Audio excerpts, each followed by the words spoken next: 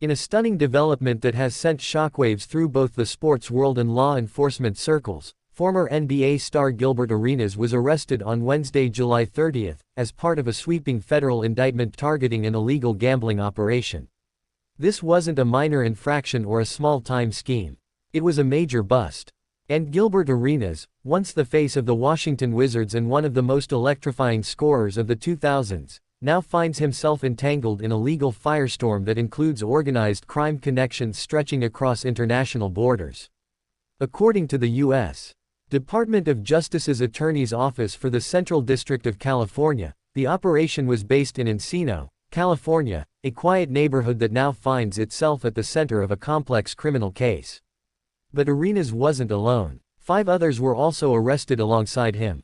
Among them, the most notable was Yevgeny Gershman, 49 years old, and not just any defendant, but a suspected high-ranking member of an Israeli transnational organized crime group.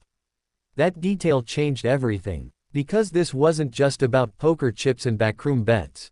This was about international crime syndicates.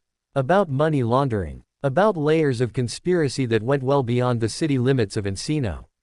The list of those charged reads like a cast of characters pulled from a noir thriller. Evgeny Torevsky, 48. Alan Austria, 52.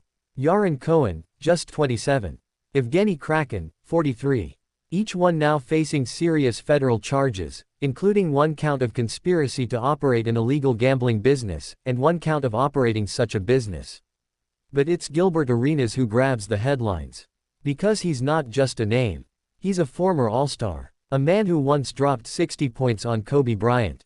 A player who made headlines for his swagger, his shot, and his unfiltered personality, both on and off the court. And now, he's making headlines for all the wrong reasons.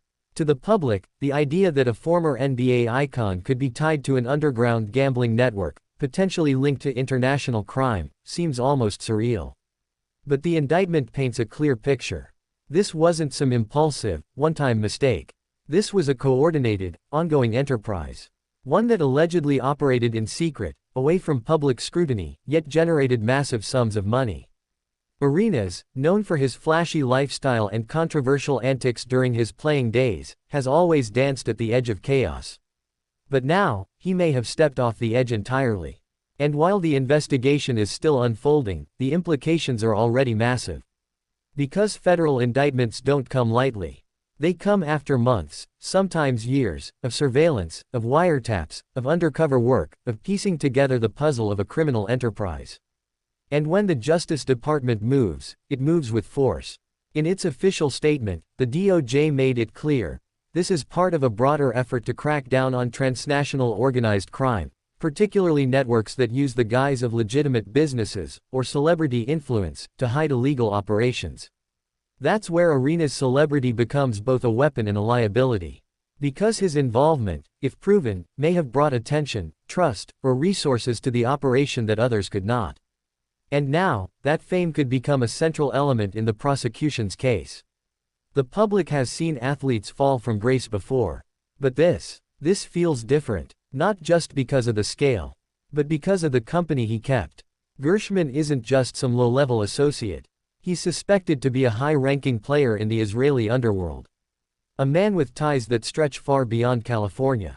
That association alone raises countless questions. How long was Arenas involved? Was he a willing participant?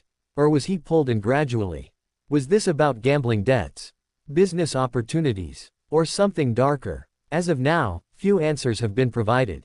But what we do know is that all 6 individuals are facing charges that could result in years behind bars. If convicted, they may face not just prison time, but asset forfeiture, fines, and permanent reputational damage. And for Arenas, the damage may already be done.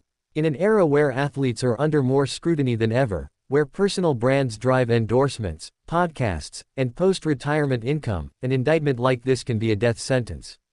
The NBA has not yet released a statement, nor have any major networks that previously partnered with Arenas for sports commentary. But silence, in cases like this, speaks volumes. Because legal battles are messy. And no company wants to be tied to someone under federal investigation, especially not when international crime is involved. Meanwhile, fans are left stunned. This is the same Gilbert Arenas who was once nicknamed Agent Zero, a fan favorite, a cultural figure, a player whose jersey flew off shelves.